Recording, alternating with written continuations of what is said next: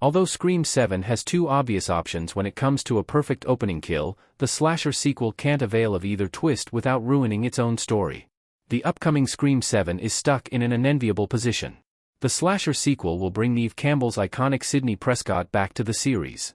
Ordinarily, this would be great news.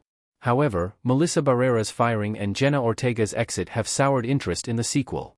Even Scream 7 bringing back Sidney may not be enough to salvage the sequel, despite original Scream screenwriter Kevin Williamson also returning to direct Scream 7.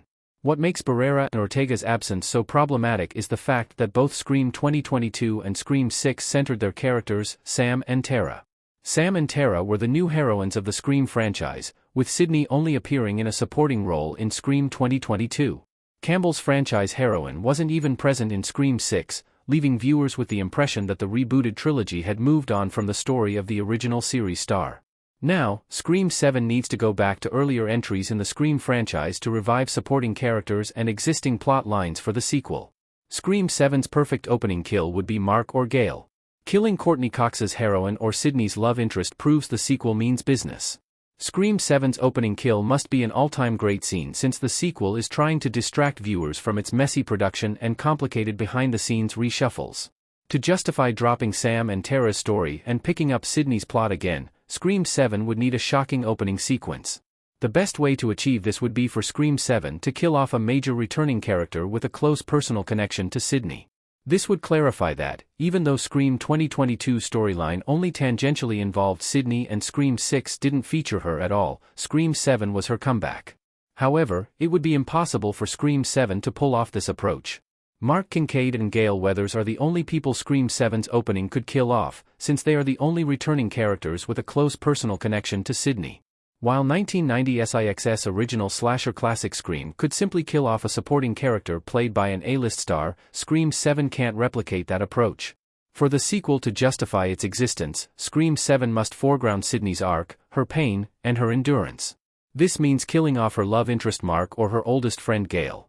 Scream 7's opening scene can't kill Patrick Dempsey's Mark Kincaid. Sidney's grief over losing her children's father would overshadow the sequel's story.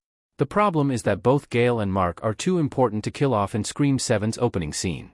Although Mark hasn't been seen on screen since Scream 3, dialogue in Scream 2022 implies that he is the father of Sidney's children and her long-term love interest. The pair may even be married, and viewers have no reason to think that their relationship is unhappy.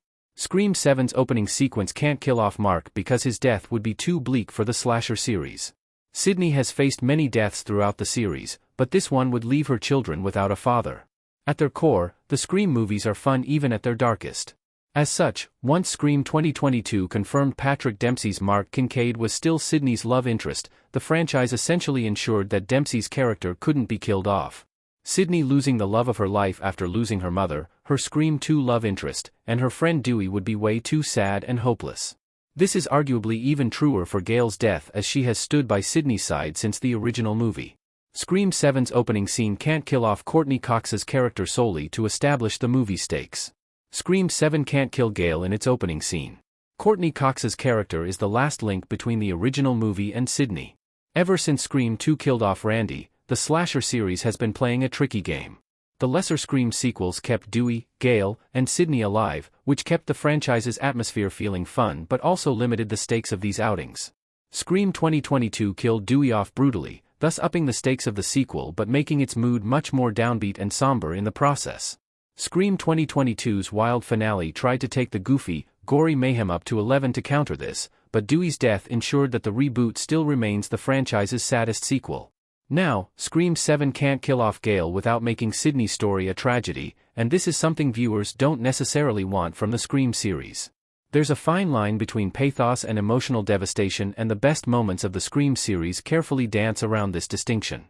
There are some fans who still haven't forgiven the series for killing off Randy in broad daylight back in Scream 2. However, the reason Gale's death wouldn't work in Scream 7 isn't because it would simply be too sad. It is because her exit would leave Sidney without any original Scream characters to work alongside.